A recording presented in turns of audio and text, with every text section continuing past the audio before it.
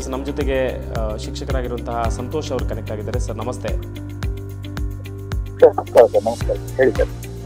Sir ತಾವೊಬ್ಬ ಶಿಕ್ಷಕ, ಅದರಲ್ಲೂ ಪ್ರಮುಖವಾಗಿ ಮಾನವೀಯ ಮೌಲ್ಯವುಳ್ಳ ಶಿಕ್ಷಕ ಅಂತ ಹೇಳಿದ್ರೆ ತಪ್ಪಾಗಲಿಕ್ಕಿಲ್ಲ. ಯಾಕೆಂತ ಹೇಳಿದ್ರೆ ಈಗಿನ ನಾವು ಕೆಲವು ಸಾಮಾಜಿಕ ಜಾಲತಾಣಗಳಲ್ಲಿ ನಿಮ್ಮ ಬಗ್ಗೆ ಬರೆದಿದ್ದಾರೆ, ಸೈಫ್ ಕುತ್ತಾರ್ ಸೇರಿ ಅನೇಕರು ಬರೆದಿದ್ದಾರೆ ಇದರ ಬಗ್ಗೆ. ಖಂಡಿತ ನಿಮ್ಗೆ ಆ ನೋವಿದೆ. ಏನು ಹೇಳಲಿಕ್ಕೆ ಬಯಸ್ತೀರಾ ಸರ್ ಈ ಒಂದು ಘಟನೆ ಬಗ್ಗೆ? ಸರ್, ನಿಜವಾಗಿ ಹೇಳ್ಬೇಕಂದ್ರೆ ನಮ್ಮ ಸಂಸ್ಥೆಯ 3 ವಿದ್ಯಾರ್ಥಿನಿಯರಾಗಿರೋ ಕಾರಣ,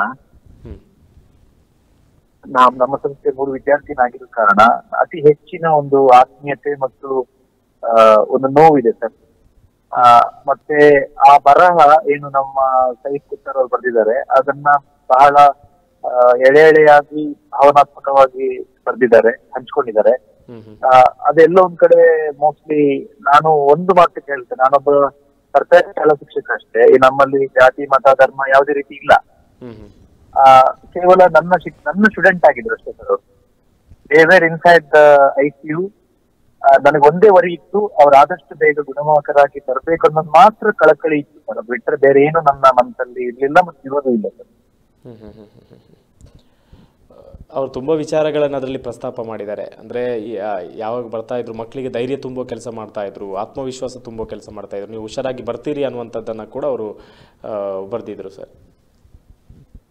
ಸರ್, ಈ ವಿಷಯ ಏನಂತ ಹೇಳಿದ್ರೆ, ನಾನು ಮೊದಲನೇ ದಿವಸ ಹೋದಾಗ ನನಗೆ ಒಳಗಡೆ ಹೋಗ್ಲಿಕ್ಕೆ ಅವಕಾಶ ಸಿಗ್ಲಿಲ್ಲ. ಯಾಕಂದ್ರೆ ಮಕ್ಕಳು ಇನ್ಫೆಕ್ಷನ್ ಆಗುತ್ತೆ ಅನ್ನೋ ಕಾರಣ ಮತ್ತು ಸುಮಾರು 60% ಹೆಚ್ಚಿನ ಒಂದು ಬರ್ನಿಂಗ್ ಆಗಿರೋ ಕಾರಣ ನಮ್ಮ ಭೇಟಿ ಅವರಿಗೆ ಮತ್ತೆ ಇನ್ನೂ ಹಾನಿಯನ್ನುಂಟು ಮಾಡುತ್ತೆ ಅಂತ. ಆದ್ರೂ ಸರ್, ನೋಡ್ಲೇಬೇಕೆನ್ನೋ ಒಂದು ಆಸೆ, ಯಾಕಂದ್ರೆ ಇಷ್ಟು ಕೇಳಲ್ಪಟ್ಟಿದ್ಮೇಲೆ ನೋಡೋಕೆ ಸಂಕಟ ಆಗ್ತಿತ್ತು. ಆದ್ರೂ ಒಳಗಡೆ ಹೋಗಿ ನೋಡಿದಾಗ ಅದರಲ್ಲಿ 3 ಜನ ತುಂಬಾ ಕರಕಲಾಗಿತ್ತು. ದೇಹ ಮತ್ತು ಮುಖ ತುಂಬಾ ಸುತ್ತಾಗಿತ್ತು. ಮತ್ತೆ ಹೆಣ್ಮಕ್ಳು ಸರ್, ಅವರು ಹೆಣ್ಮಕ್ಳಾಗಿರೋ ಕಾರಣ ಅದನ್ನ ನೋಡಿ ನನ್ನ ಹಿಂದಿನ ದಿವಸ ನಾನು ಅವ್ರನ್ನ ನೋಡಿದ್ದು ಮತ್ತು ಆ ದಿವಸ ನಾನು ನೋಡಿದ್ದು ಬಹಳ ವ್ಯತ್ಯಾಸ ಇತ್ತು.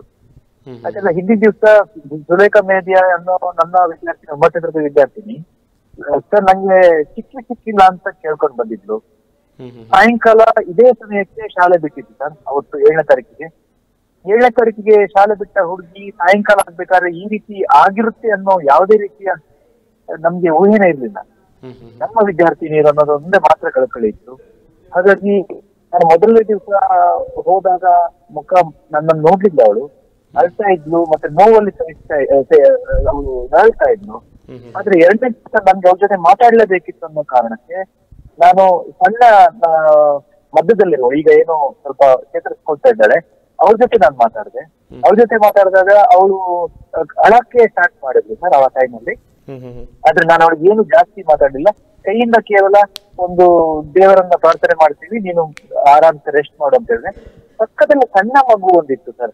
ಈಗ ನಾವು ತಿಳಿಯ ಅವಳು ದೇವತೆಗಳಾಗಿದ್ದಾಳೆ. ಆದ್ರೆ ಒಂದೇನಪ್ಪಾ ಅಂದ್ರೆ ಅವಳು ನಂಗೆ ನೋಡಿದ ತಕ್ಷಣ, ಸರ್ ನಾನು ಓದಿಲ್ಲ ಸರ್, ನಾನು ಹೋಮ್ವರ್ಕ್ ಮಾಡಿಲ್ಲ ಸರ್, ನಾನು ಎಕ್ಸಾಮ್ಗೆ ಓದಿಲ್ಲ, ನಾನು ಫೇಲ್ ಆಗ್ತೀನಿ, ನಾನು ಅಳಕ್ ಶುರು ಮಾಡಿಲ್ಲ ಸರ್ ಜೋರಾಗಿ.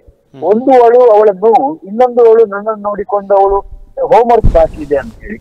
ಅದಕ್ಕೆ ನಾನು ಎಷ್ಟೇ ಹೇಳಿದೆ, ಮಗ ನೀನು ಏನು ಅಳ್ಬೇಡ ಮಗ, ಇಷ್ಟು ನಿಂಗೆ ನೋಟ್ಸ್ ರೆಡಿ ಮಾಡ್ಕೊಡ್ತೀನಿ, ಪುಸ್ತಕ ತೆಗೆದಿರ್ತೀನಿ, ಆಮೇಲೆ ನೀನ್ 4ನೇ ಕ್ಲಾಸ್ ಪರೀಕ್ಷೆ ಬರೆಯಕ್ 4ನೇ ಕ್ಲಾಸ್ ಪಾಸ್. ಆದ್ರೆ ನೀನು ಹೇಳಿದ ಕೆಲಸ ಮಾಡ್ಬೇಕು, ಡಾಕ್ಟರ್ ಏನ್ ಹೇಳ್ತಾರೆ ಅದನ್ನ ನೀನ್ ಮಾಡ್ಬೇಕು, ನೀನ್ ಗಟ್ಟಿಯಾಗಿ ನೀನ್ ಹೊರಗಡೆ ಬರ್ತೀಯಾ, ನಿನ್ಗೆ ನಾನು ಪ್ರೇ ಮಾಡ್ತೀನಿ, ದುವಾ ಮಾಡ್ತೀನಿ ಅಂತ ಹೇಳಿದಾಗ ಅವಳು, ನೀನ್ ನಂಬಲಿಕ್ಕಿಲ್ಲ ಸರ್, ಅವಳು ಇಮಿಡಿಯೇಟ್ಲಿ ಶಿ ಸ್ಟಾಪ್ ಕ್ರೈಯಿಂಗ್, ಅಳೋದನ್ನ ನಿಲ್ಲಿಸಿದ್ಲು ಅವಳು.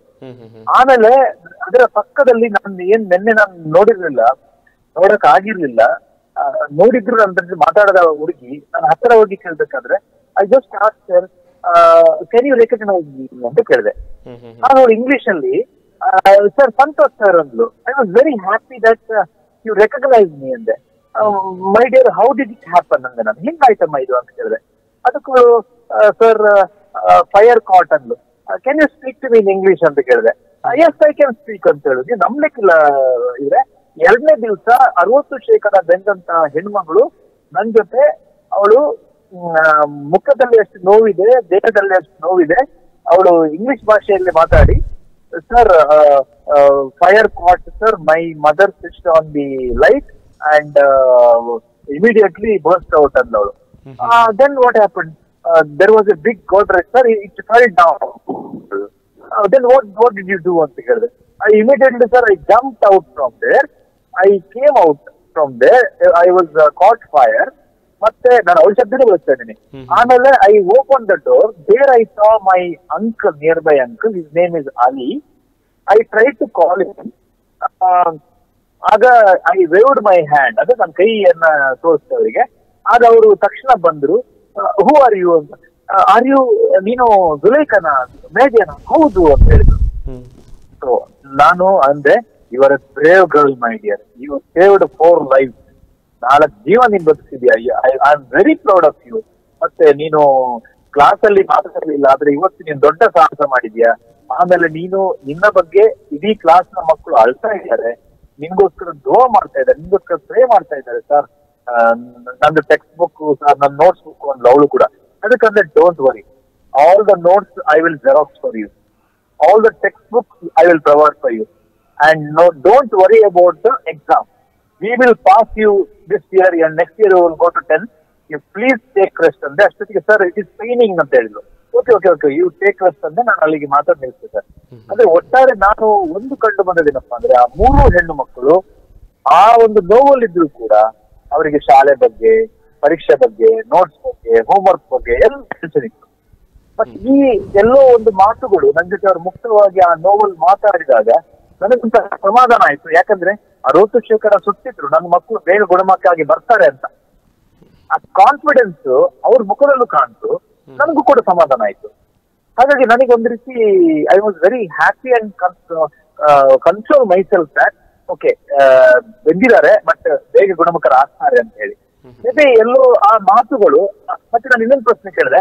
ನನಗೆ ಯಾರೋ ಹೊರಗಡೆ ಹೇಳಿದ್ರು, ರಹೀಮ್ ಅಂತ ಅವರ ಅಂಕಲ್, ಚಿಕ್ಕಪ್ಪ, ಕಣ್ ಕಾಣ್ತಾ ಇಲ್ಲ ಸರ್ ಅಂತ ನನಗೆ ಅನಿಸ್ತಾ ಇದೆ ಸರ್, ನಂಗೆ ಬಹಳ ಟೆನ್ಷನ್ ಆಗ್ತಾ ಉಂಟು ಅಂತ ಹೇಳಿದ್ರು. ಅದಕ್ಕೆ ನಾನಂದೆ, ಇವ್ರಿಗೆ ಕೇಳಿದೆ, ನಾನು 5 ಬೆರಳು ತೋರಿಸಿ ಹೇಳಿದೆ, ಕೆನ್ ಯು ರೆಕಗ್ನೈಸ್ ದಿಸ್ ಅಂತ ಕೇಳಿದೆ. ಹೌ ಮಚ್ ಅಂತ ಕೇಳಿದೆ. 5 ಅಂತ ಹೇಳಿದ್ರು. ಒಮ್ಮೆ ಕೈ ಈ ಕಡೆ ತಿರುಗಿಸಿದೆ, ಒಮ್ಮೆ ಆ ಕಡೆ ತಿರುಗಿಸಿದೆ, ಒಮ್ಮೆ ರೈಟ್ ಲೆಫ್ಟ್, ಅವಳ 5 ಹಿಡಿದು ಟರ್ನ್ ಆಯ್ತು. ಅದು ನನಗೆ ಮತ್ತೆ ಹ್ಯಾಪಿ ಆಯ್ತು that she could see me ಅಂತ. ನನಗೆ ಹೊರಗಿನ ಒಂದು ಪ್ರಶ್ನೆ ಏನಿತ್ತಲ್ಲ ಮನಸ್ಸಲ್ಲಿ, ಅದು ಕೂಡ ಸಾಲ್ವ್ ಆಯ್ತು. ಸೊ ಒಟ್ಟಾರೆ ಆ ಹೆಣ್ಣು ಮಕ್ಕಳು ಪ್ರತಿ ದಿವಸ 2 ದಿವಸಕ್ಕೊಂದ್ಸಲ ಗ್ಯಾಪ್ ಅಲ್ಲಿ ಹೋಗಿ ನೋಡುವುದು, ಸ್ವಲ್ಪ ಮಾತಾಡುವುದು, ನಗುವುದು, ಅವರ ಏನೋ ಒಂಥರ ಸಮಾಧಾನ ಆಗ್ತಿತ್ತು ನನಗೆ.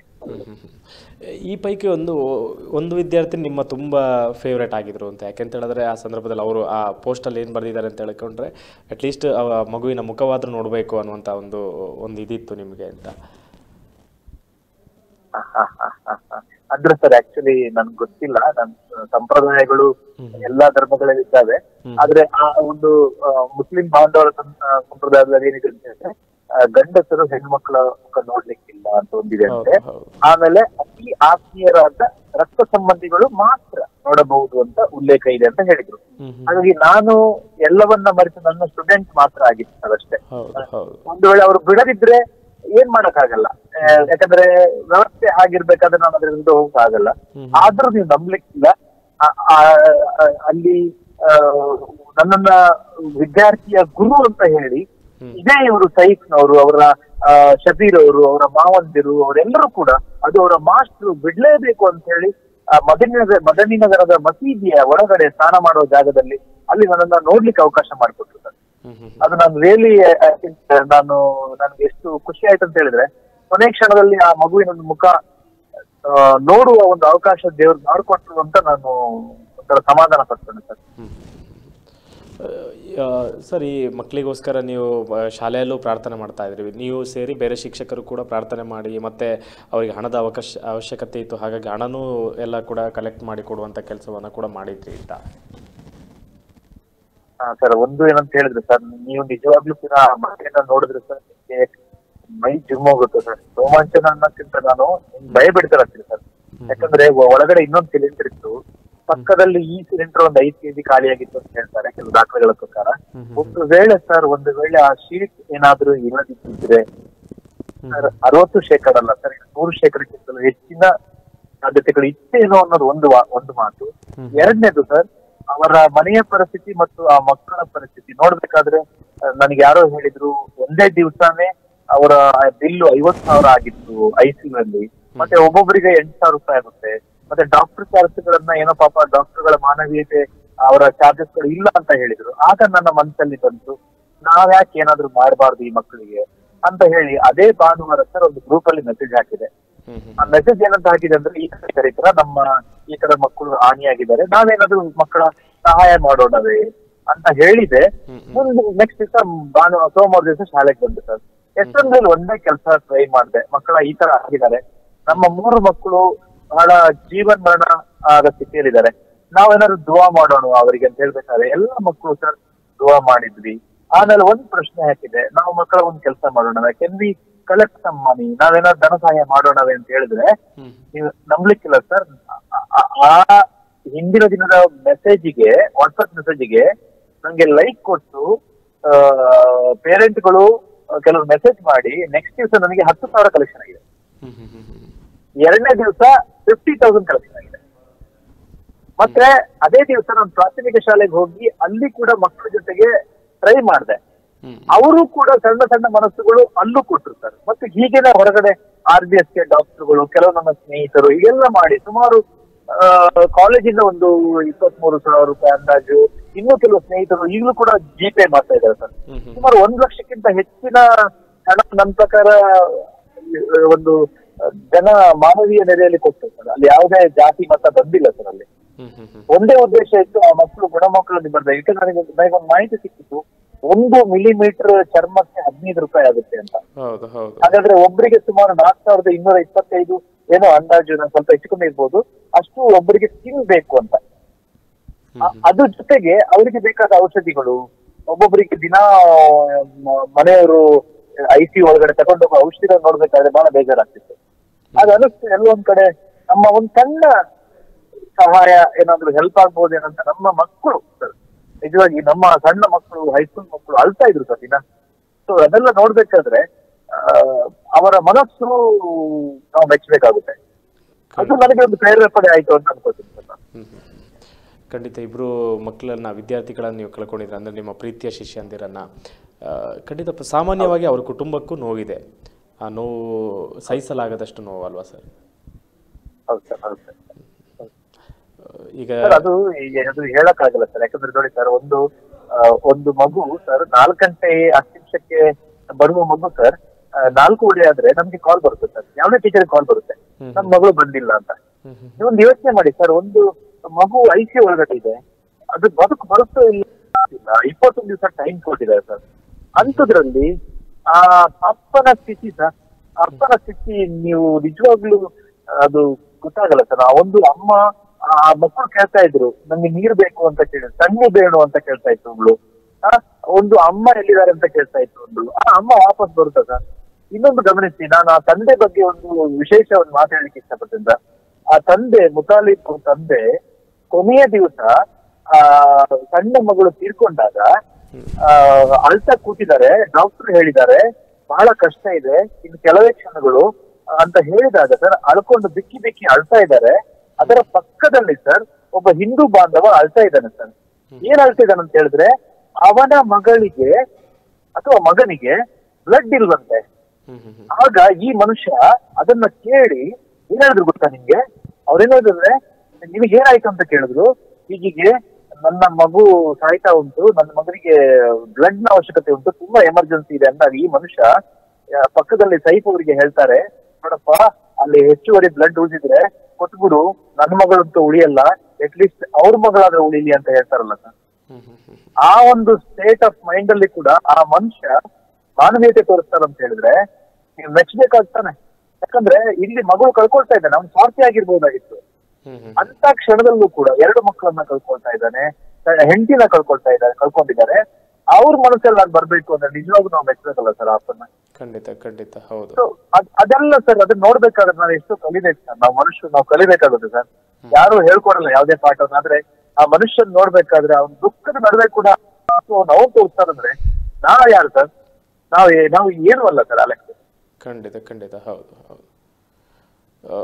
ಈಗ ನಿಮ್ಮನ್ನ ಎಲ್ಲ ಕಡೆಯಿಂದ ಪ್ರಶಂಸೆ ಮಾಡ್ತಾ ಇದ್ದಾರೆ, ನಿಮ್ಮನ್ನೊಂದು ರೀತಿಯಾದಂತಹ ಹೀರೋ ರೀತಿಯಲ್ಲಿ ನಿಮ್ಮನ್ನ ಕನ್ಸಿಡರ್ ಮಾಡ್ತಾ ಇದ್ದಾರೆ. ಏನ್ ಹೇಳಲಿಕ್ಕೆ ಬಯಸ್ತೀರಾ ಸರ್ ಇದಕ್ಕೆ?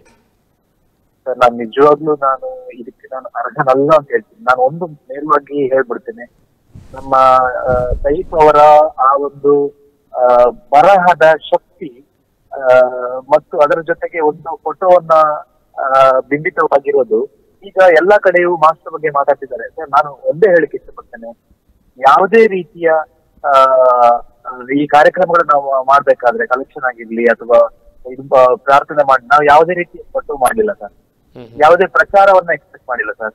ನಾನು ಇಷ್ಟೇ ಬಯಸಿದ್ದು ದೇವರನ್ನ ಹೇಳ್ತೇನೆ, ICU ಇರ್ಬೇಕಾದ್ರೆ ಪ್ರತಿ ಸಲ ಆ ಬಾಗ್ಲು ತೆಗೆದಾಗ ಯಾರ ಹೆಸರು ಕರೆದ್ರು ಕೂಡ ನನಗೆ ನಮ್ಮ ಮಕ್ಕಳ ಹೆಸರು ಕರೀತಿದ್ದಾರೆ ಅನ್ನೋ ಅನಿಸ್ತಾ ಇತ್ತು ಸರ್. ಅಂದ್ರೆ ಎಲ್ಲೋ ಒಂದ್ ಕಡೆ ನಾವು ಟ್ರೈ ಮಾಡಿದ ಆ ಮಕ್ಕಳು ಬದುಕು ಬರ್ಲಿ ಅಂತ ಅಷ್ಟೇ. ಸೊ ಒಬ್ಬ ಶಿಕ್ಷಕನಾಗಿ ಪ್ರಯತ್ನ ಪಟ್ಟಿದ್ದಷ್ಟೇ ಬಿಟ್ರೆ ಪ್ರಚಾರ ಯಾವುದೇ ರೀತಿ ಎಕ್ಸ್ಪೆಕ್ಟ್ ಮಾಡಿರ್ಲಿಲ್ಲ, ನಾವು ಮಾಡೋದು ಕೂಡ ಇಲ್ಲ. ಒಂದು ಕರ್ತವ್ಯ ಅಂತ ಪ್ರಯತ್ನ ಪಟ್ಟೆವು ಅಷ್ಟೇ ಬಿಟ್ರೆ ಮೇ ಬಿ ಆ ಬರಹದ ಪ್ರಭಾವ, ಅದರಲ್ಲಿರುವಂತಹ ಸಂವೇದನಾಶೀಲತೆ, ಅದರಲ್ಲಿರುವಂತಹ ಭಾವನಾತ್ಮಕ ಶಬ್ದಗಳ ಪೂರೈಸುವಿಕೆ ಮೋಸ್ಟ್ಲಿ ನನ್ನನ್ನ ಈ ಮಟ್ಟಕ್ಕೆ ತಂದಿರ್ಬೋದು ಅಂತ ನಾನು ಅನ್ಕೊಳ್ತೀನಿ ಸರ್. ಹೀರೋ ಆಗಿರ್ಬೋದು, ಆದ್ರೆ ಸರ್ ಒಂದು ಬೇಜಾರಿದೆ ಏನಪ್ಪಾ ಅಂತ ಹೇಳಿದ್ರೆ ಅಲ್ಲಿ ಬೇಸರದ ಮನೆ ಇದೆ ಸರ್. ಆ ಬೇಸರದ ಮನೆ ಇರ್ಬೇಕಾದ್ರೆ ಆ ಬೇಸರದ ಮನೆಯಲ್ಲಿ ನಾನು ಹೀರೋ ಆಗೋದು ಒಳ್ಳೆ ಮಾತಲ್ಲ ಸರ್. ಖಂಡಿತ ಖಂಡಿತ. ಓಕೆ, ನಿಮ್ಮ ಈ ಮಾನವೀಯ ಮೌಲ್ಯಗಳು ಅದರ ಜೊತೆಗೆ ಇನ್ನಷ್ಟು ಜನರಿಗೆ ಪ್ರೇರಣೆ ಆಗಲಿ. ಯಾಕೆಂತ ಹೇಳಿದ್ರೆ ಈ ಸಂದರ್ಭದಲ್ಲಿ ಒಬ್ಬರಿಗೆ ಯಾರೂ ಕೂಡ ಸಹಾಯ ಮಾಡಲಿಕ್ಕಿರುವಂತಹ ಪರಿಸ್ಥಿತಿ ಇಂತಹ ಕಾಲದಲ್ಲಿ ನಾವಿರುವಾಗ ಯಾರೂ ಏನೂ ತಿಳಿಯದೆ ತಮ್ಮ ವಿದ್ಯಾರ್ಥಿಗಳನ್ನುವಂಥ ಕಾರಣಕ್ಕೆ ಅವರ ಜೊತೆಗೆ ನಿಂತು ಅವರಿಗೆ ಧೈರ್ಯ ತುಂಬುವ ಮತ್ತು ಸಾವಿರಾರು ಜನರಿಗೆ ಇದರಿಂದ ಪ್ರೇರಣೆ ಆಗಿದೆ ಸರ್. ನಿರಂತರವಾಗಿ ಈ ರೀತಿ ನಿಮ್ಮ ಕಾರ್ಯಗಳು ಮುಂದುವರಲಿ ಅಂತ ಈ ಸಂದರ್ಭದಲ್ಲಿ ನಾವು ತಿಳಿಸ್ತಾ ಇದ್ದೀವಿ. ಸತ್ಯ, ಸ್ಪಷ್ಟ, ನೇರ ಸುದ್ದಿಯೊಂದಿಗೆ U+ TV. ಇದು ಹೊಸತನದ ಸಂಕಲನ.